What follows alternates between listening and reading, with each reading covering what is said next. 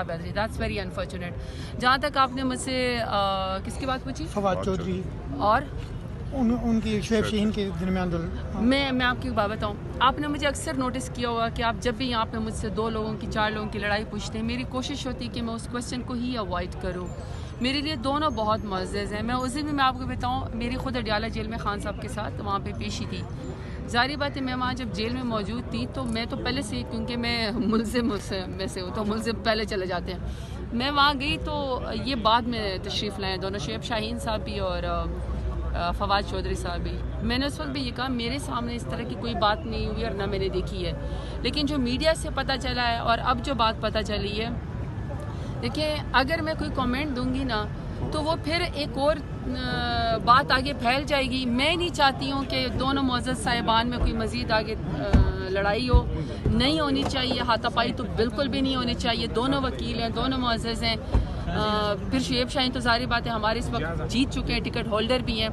मेरी सिर्फ एक गुजारिश है आपके तवज्जुह से या अपने भी, अल्लाह मुझे भी हिदायत दे, अल्लाह हम सबको हिदायत दे, क्योंकि मेरे लीडर इमरान खान का कॉज बहुत बड़ा है, मेरे लीडर की कुर्बानी बहुत बड़ी है। खुद भी बेगुनाह जेल के अंदर बैठा हुआ है, खान साहब की बेगम साहिबा भी जेल के अंदर बेगुनाह बैठी हुई है, और खान साहब वहाँ से जो खतूत लिख रहे हैं, जो अपनी बात बता रहे हैं, वो मुल्क की खातिर बता रहे हैं। खुद कहते हैं कि ये मुल्क भी मेरा, ये फ़ौज भी मेरी है। फिर अगले ख़त में वो ये लिखते हैं कि मुझे अपनी ज़ात के लिए, अपनी पार्टी के लिए, अपने ख़ानदान के लिए कोई डील नहीं चाहिए, मुल्क के लिए मैं सोचता हूँ। तो जब ऐसे में आप 2 लोगों की लड़ाई का मुझसे पूछते हैं तो यकीन करें वो खान साहब का कॉज जो है ना वो पीछे चला जाता है। मेरे तो सारा टाइम ये कि उसके ऊपर कमेंट्स करने के बजाय मैं सारा टाइम यही आपसे कहते रहूँ कि 26 नवंबर को निहत्थे लोगों को गोली क्यों चलाई है, 9 मई का आप जुडिशल कमीशन बनाए, 26 नवंबर का आप जो है जुडिशल कमीशन बनाए। मुल्क के अंदर इंसाफ होना चाहिए, फ्री एंड फेयर इलेक्शन हो चाहिए। खान साहब समेत जितने भी ऐसे रान हैं, बुशरा बीबी साहिबा हैं, चाहे शाह महमूद कुरैशी साहब हैं, मियाँ महमूद रशीद साहब हैं,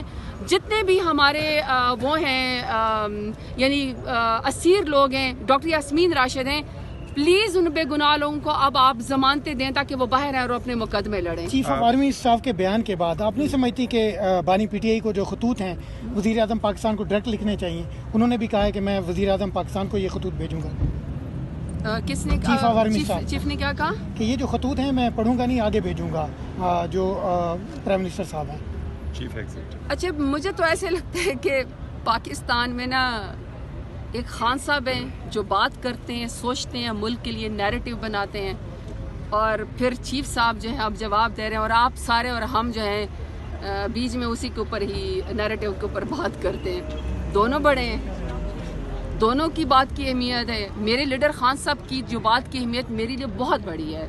मैं समझती हूँ खान साहब के पास और कोई तरीक़ेकार नहीं है आपसे बात करने का। ज़ाहिर बात है खान साहब की तस्वीर नहीं आने देते, खान साहब का ओपन जेल ट्रायल नहीं है, खान साहब के पास मीडिया नहीं जा सकता, तो खान साहब आपसे, अपने वोटर से, सपोर्टर से, पाकिस्तान से, लोगों से कैसे बात करें, सिवाय इसके कि वो अपनी इन राइटिंग में कोई ख़त लिख के भेजेंगे, चाहे चीफ जस्टिस साहब को भेजेंगे, चाहे आप लोगों के लिए बात करेंगे, चाहे वो चीफ साहब को भेजेंगे।